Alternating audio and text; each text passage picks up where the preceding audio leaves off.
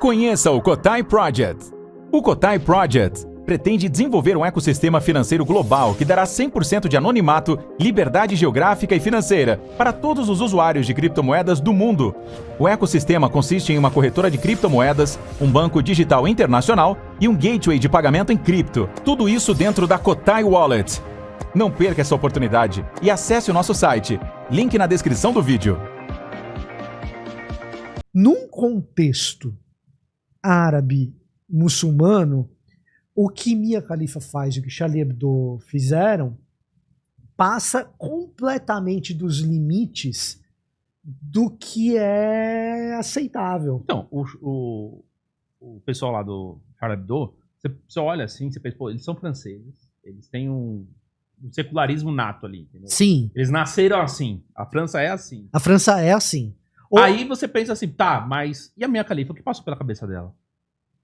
Cara, então, essa é uma coisa que eu não quero colocar palavras na boca da Mia Khalifa, mas como alguém que foi pro Ocidente e que viveu como mulher no Líbano, é possível que exista uma percepção de autolibertação, de que dentro do Ocidente eu, como mulher, tenho liberdades que outras mulheres onde eu cresci não tinham. Não sei se ela pensa desse jeito.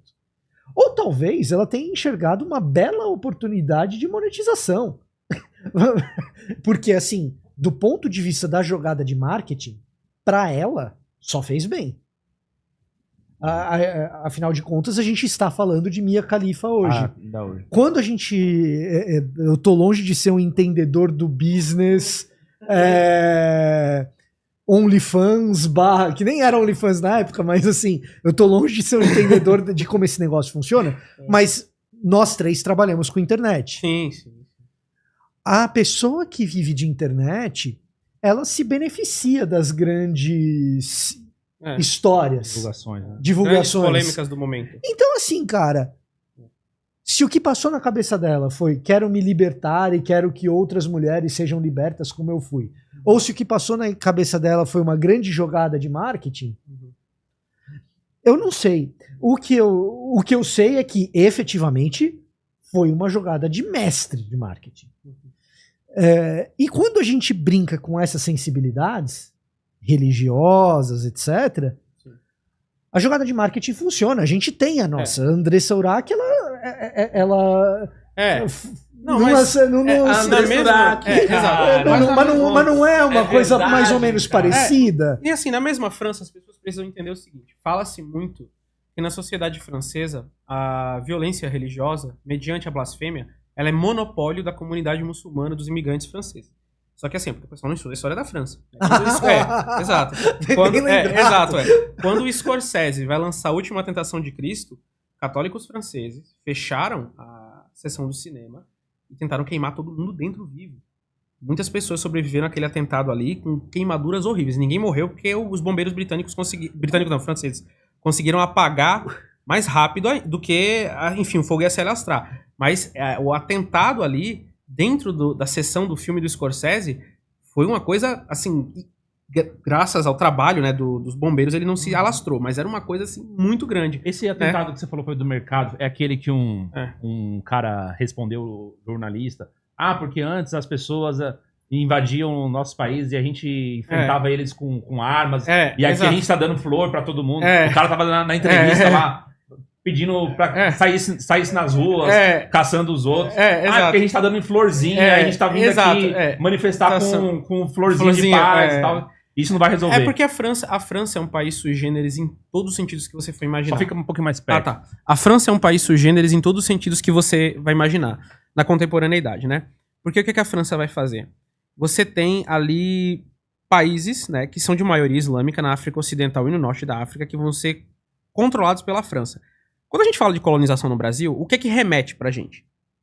Um cara com um chapéu triangular, uma pena, mangas bufantes, descendo de uma caravela com, não sei o que, rei de Portugal. Colonização, para os africanos, com relação à França, é coisa dos anos 60.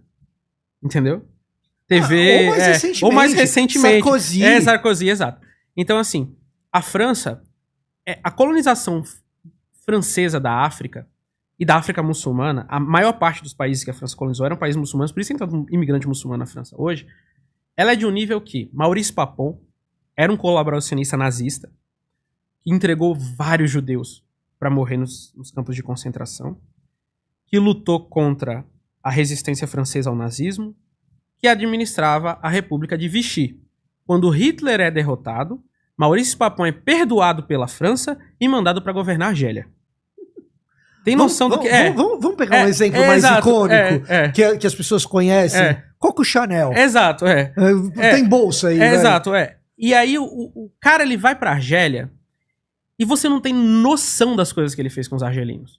Se você solta um nazista, depois do nazismo, com carta branca, para uma população árabe, ele tocou o terror, meu amigo. A França fazia testes nucleares em vilas, perto de vilarejos beduínos, as crianças nasciam com cabeça do lado... Você tá entendendo? Como é que o Zidane sobreviveu, exato, né? Então, assim, você tinha uma população que vivia em Argel, que eram os Pieds Noirs, né? Que eram os franceses nascidos na Argélia, que é a população colonizadora. E os árabes argelinos, não é que, assim, eles eram oprimidos. Tinha cerimônia da queima do véu islâmico no centro da colônia. As mulheres eram levadas até lá, e elas tinham que arrancar seus haik, né? Que era o véu argelino, e queimar ali da frente dos franceses. Era proibido ensinar a cultura que não fosse a cultura alta francesa. E os argelinos viveram assim, cara, por 100 anos, nessa brutalização. Quando a França entra em guerra, de onde que parte a bucha de canhão? Para moedor de carne. De onde é que parte? Dos países africanos, da colônia. Então esse pessoal, ele é brutalizado de uma forma assim... você não quer lutar pela França? Pá! Você tá entendendo? É assim que funciona. E é incrível que quando a França é libertada de Hitler, finalmente, os argelinos começaram a fazer uma comemoração. Porque eles queriam a libertação da Argélia. Maurice Papon era o chefe da polícia. Ele mata dezenas de argelinos e joga no Rio Sena. A França, ela não só vai colonizar, como... Hoje, qual é a moeda da França? O euro, certo? Se você vai para as colônias, mesmo com ela mudando com o euro, ainda era o franco. Todos os bancos centrais dos países africanos muçulmanos... É sempre bom enfatizar muçulmanos, né? Porque quando o muçulmano comete o crime, ele é muçulmano. Então, quando ele também leva, ele também é muçulmano. Uhum. Então, assim... Eles têm a economia totalmente controlada pela França. O Mali tem a economia totalmente controlada pela França. Então, assim, a França vai importar toda essa população. Essa população odeia a França, mas vai pra França porque é aquela coisa. Onde é que eu vou? Assim, se eu quero ganhar mais de R$2 por dia, eu preciso ir pra França, entendeu? Qual é a língua que eu falo? Exato, francês. Então eu tenho duas opções, Quebec ou França. Exato, Quebec ou França. Então eles vão pra França, eles vivem lá, não são aceitos pela sociedade, por N fatores. Primeiro, cultura. Segundo, cor. Isso é muito importante, tá? Cor. E depois, porque simplesmente eles não são franceses. Entendeu? Eles não são franceses. Geralmente a gente pensa no norte da África, Marrocos. Marrocos, Mas você for pra Comoros, ilha, exato, lá embaixo, exato, quer dizer... Então, assim, eles não são franceses, não são aceitos, eles vivem nos guetos, entendeu, da França, nas favelas, nas piores condições de emprego, nas piores condições disso. Então, quando o jihadismo global ele vai surgir, né, ali na guerra ao terror, aquela coisa toda, muitos franceses muçulmanos, eles vão... Muitos que eu falo assim, não chega nem a 50 que vai fazer alguma coisa de verdade. Mas quando eu falo muitos, eu falo assim, um número suficiente para sair no jornal. Eles vão se unir a esses grupos, eles vão criar atentados na França, só que aí você percebe que é o seguinte, por que acontece um atentado no Charlie Hebdo? Né? O Charlie Hebdo é uma revista que ele faz sátiras de coisas que não são satíricas há muito tempo, né? Coisas assim. Léo Lins é uma figura extremamente púdica, se você for olhar. Pega muito leve. Pega leve. Se você for pegar as caricaturas que o Charlie Hebdo fazia das mulheres bósnias quando elas estavam sendo estupradas na Guerra da Bósnia, era uma coisa de louco. E o Charlie Hebdo sempre teve esse tipo de humor. Nunca tinha acontecido atentado com eles. Só que é o seguinte, o Charlie Hebdo não faz uma caricatura da figura do profeta Muhammad. Não faz uma caricatura da figura de Maomé. Ele não se preocupa de pegar uma iconografia islâmica ou descrição literária de como era o profeta e caracterizar aquilo ali como se faria de Jesus Cristo, como se faria de outras figuras que ele debocha. Ele pega um árabe, ele bota aquele árabe rezando pelado e ele enfia uma lua crescente bunda dele. Essa é a caricatura do Charlie Hebdo.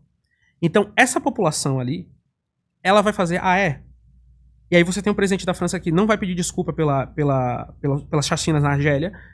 As cabeças dos argelinos decapitados pelos franceses ainda estão em exposição. Eles vão simplesmente falar... Estão em exposição? Aonde? Dentro das coleções francesas. Deus, velho. Você tem noção que é isso? Porque o Zidane é argelino. Não, o Zidane, ele é argelino. Exato. Mas uma coisa é o mundo do futebol, outra coisa é a classe política francesa. O Zidane tá com quase 50 anos. Exato, exato. Então, assim, a França tem duas Franças, né? Então, essa França que não pede desculpa, essa França que se orgulha do legado colonial, essa França que é uma França que tinha Éric Zemmour, que queria passar uma lei. Éric Zemmour, inclusive, era judeu, né? E podia se solidarizar pelos árabes, mas não. Queria criar uma lei que proibisse nomes árabes como primeiro nome na França. Só nomes franceses. Proibir hijab, proibir tudo. burca. Proibir tudo que fosse daquela cultura naquela sociedade. Então, assim, quando você faz a panela de pressão desse jeito, ela explode de uma forma. E, assim, vai ter indivíduos que vão pra debates, vai ter indivíduos que vão escrever livros, vai ter indivíduos que vão xingar muito no Twitter, né? E você vai ter indivíduos que vão querer ir pra via de fato que acham que aquilo ali é uma solução viável. A desobediência civil em Paris, ela é frequente. Ela é Tem uns 300 anos de história. Isso, exatamente. Ela é uma constante. A desobediência civil na França, talvez menos, mas em Paris, desde sempre. Aí você pega essa população passando por tudo isso e você joga essa população no banlieue, nas periferias de Paris. Ela incorpora a desobediência civil, que pode ser simplesmente usar o metrô sem pagar. Sim. Tá? Cometendo crime. E assim, eu não tô falando que esses crimes são bons, são justificáveis, não tô falando nada disso. É tudo criminoso mesmo. Mas você tá entendendo de onde é que nasce essa situação, você tá entendendo?